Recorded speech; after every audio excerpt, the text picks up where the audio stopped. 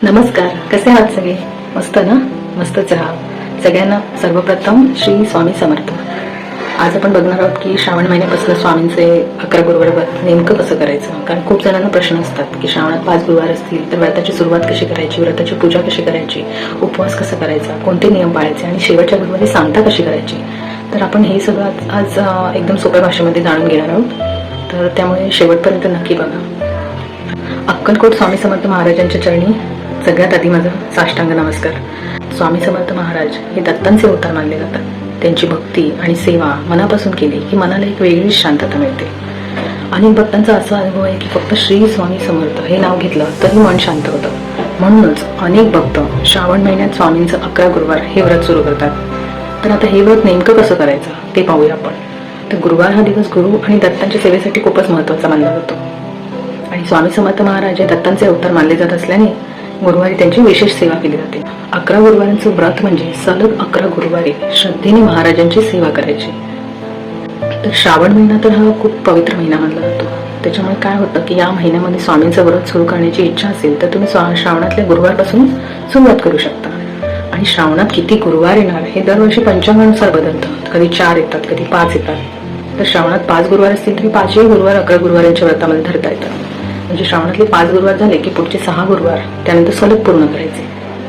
अशा प्रकारे तुमचे 11 गुरुवार पूर्ण होतील. तर आता आपण बघूया की या गुरुवारची प्रत्येक गुरुवारच्या व्रताची सेवा कशी करायची. तर ज्या गुरुवारपासून व्रत सुरू करायचे त्या दिवशी सकाळी लवकर उठून स्नान करायचं. शक्य असेल तर थोडं लवकर उठायचं म्हणजे पहाटे आणि शांतपणे दिवसाची सुरुवात करायची. त्यानंतर देवघरात स्वामी समर्थ महाराजांच्या फोटोसमोर किंवा पादुकांसमोर दिवा अगरबत्ती लावायची. महाराजांना हात जोडून नमस्कार करायचा आणि मनापासून संकल्प करायचा. हे संकल्प म्हणजे काय तर महाराजांना आपलं मनातलं सांगायचं. तुम्ही अगदी सोप्या भाषेत असं म्हणजे सांगू शकता की महाराज, आजपासून मी तुमचं 11 गुरुवारांचं व्रत सुरू करत आहे. तर माझ्या मनातली जी इच्छा आहे ती पूर्ण व्हावी, माझ्या अडचणी दूर व्हाव्यात आणि तुमची कृपा माझ्यावर आणि माझ्या कुटुंबावर कायम राहावी. महाराज, माझ्या पाठीशी उभी राहा. एवढं मनापासून सांगितलं ना तरी झालं, बस आहे. मग त्यानंतर स्वामींची पूजा करायची. शक्य असेल तर पिवळं किंवा भगवे कपडे घालायचे. महाराजांच्या फोटोला हळद, कुंकू, फुलं, तुळशीची पानं आणि दुर्वा अर्पण करायच्या. त्यानंतर समई किंवा निरांजनाने महाराजांची आरती करायची. जर घरातले सगळेजण एकत्र असतील तर सगळ्यांनी मिळून आरती करा, कारण ते तशी केली तर खूपच छान.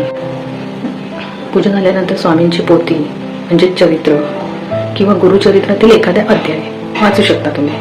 आणि ज्यांना शक्य नसेल तर त्यांनी श्री स्वामी समर्थ नामाचा जप करायचा. अनेक भक्त 108 वेळा किंवा त्यापेक्षा जास्त वेळा स्वामी नामाचा जप करतात. पण किती वेळा जप केला त्यापेक्षा तो मनापासून केला हे जास्त महत्वाचं आहे.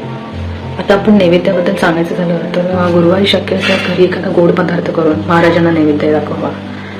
काही जण पुरणपोळी, खीर किंवा अगदी साध्या गुळाचं नैवेद्य पण करतात. म्हणजे स्वामींना असं हे नाही आहे की तुम्ही पंचपक्वानांचाच नैवेद्य दाखवायला पाहिजे. त्यांना असं गुळाचं किंवा खडीसाखरेचं पण नैवेद्य तुम्ही दाखवू शकता. नैवेद्य दाखवताना अजिबात घाई करू नका. शांतपणे महाराजांना नैवेद्य दाखवा आणि त्यानंतर तो प्रसाद म्हणून घरातल्या सगळ्यांनी घ्यायचा. आता व्रताचे काही नियम पण आहेत. सगळ्यात आधी या 11 गुरुवारांच्या काळात मांसाहार आणि मद्यपान अजिबात करायचं नाही. त्यानंतर दुसरं म्हणजे शक्य असलं तर गुरुवारचा उपवास करायचा. पण ज्यांना पूर्ण उपवास करत जमत नसेल तर त्यांनी पण काळजी करू नका. तुम्ही फळं वगैरे खाऊ शकता किंवा एक वेळ जेवून सेवा करू शकता. मुख्य गोष्ट म्हणजे काय तर मनापासून महाराजांचं स्मरण करणं. तिसरी गोष्ट म्हणजे मनात कोणाबद्दलही राग, द्वेष किंवा वाईट विचार ठेवू नका. शक्य तितकं मन शांत ठेवण्याचा प्रयत्न करा. चौथी गोष्ट म्हणजे की शक्य असेल तर एखाद्या गरजू व्यक्तीला अन्नदान करा किंवा तुमच्या परीने काहीतरी दान करा. आणि सगळ्यात महत्त्वाचं म्हणजे 11 गुरुवार श्रद्धेने पूर्ण करण्याचा प्रयत्न करा. एखाद्या गुरुवारी काही कारणामुळे जर पूजा करता नाही आली तर घाबरून जाऊ नका. मनातून महाराजांचं स्मरण सोडू नका तुम्ही आणि पुढच्या गुरुवारी पुन्हा सेवा सुरू ठेवा.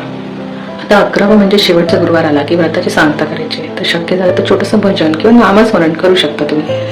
गरजू व्यक्तींना भोजन देऊ शकता आणि महाराजांचे मनापासून आभार मानायचे आपण की महाराजांकडे आपली कृतज्ञता व्यक्त करणं खूप महत्त्वाचं आहे. कारण हे व्रत फक्त आपली इच्छा पूर्ण व्हावी म्हणून नाही तर महाराजांवरची आपली श्रद्धा आणि प्रेम व्यक्त करण्याचा एक मार्ग आहे. त्यामुळे एक गोष्ट कायम लक्षात ठेवा की व्रत म्हणजे कोणालाही दाखवण्यासाठी किंवा स्पर्धा करण्यासाठी नाही आहे. तुम्ही किती मोठी पूजा केली, किती पदार्थ केले, यापेक्षा तुम्ही महाराजांची सेवा किती मनापासून केली हे जास्त महत्त्वाचं आहे. त्यामुळे अगदी साध्या पद्धतीने सेवा केली ना तरी पण चालेल, फक्त मनात श्रद्धा असू द्या.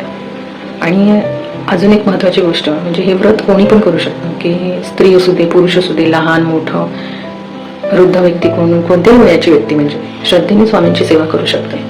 गरज आहे ती फक्त श्रद्धेची आणि सातत्याची. आणि हो, हे व्रत करताना घाबरण्याची अजिबातच गरज नाही. स्वामी समर्थ महाराज आपल्या भक्तांची काळजी घेतात, म्हणून मनात विश्वास ठेवा आणि महाराजांची सेवा करत राहा. आणि ज्यांना स्वतः श्री स्वामी समर्थ चरित्र पारायण वाचणं शक्य नाहीये त्यांनी पण अजिबात वाईट वाटून घेऊ नका. आपल्या चॅनेलवर श्री स्वामी समर्थ चरित्र सारामृत आपण अपलोड केलेलं आहे आणि त्यामुळे तुम्ही तेही मनापासून ऐकू शकता आणि स्वामींचं नामस्मरण करू शकता. महाराजांना आपल्या भक्तीची आणि श्रद्धेची किंमत असते, त्यामुळे शक्य आहे तसं, जमेल तसं आणि मनापासून महाराजांची सेवा करता. आणि हा व्हिडिओ आवडला असेल तर लाईक करायला विसरू नका आणि चॅनेलला सबस्क्राईब करा. आणि हा व्हिडिओ जास्तीत जास्त स्वामी भक्तांपर्यंत पोहोचावा यासाठी शेअर करायला विसरू नका. महाराजांची कृपा तुमच्यावर आणि तुमच्या कुटुंबावर सदैव राहू देत. तुमचं आयुष्य सुख, समाधान आणि समृद्धीने भरून जाऊ देत. हीच महाराजांची चरणी प्रार्थना. श्री स्वामी समर्थ, श्री स्वामी समर्थ, श्री स्वामी समर्थ.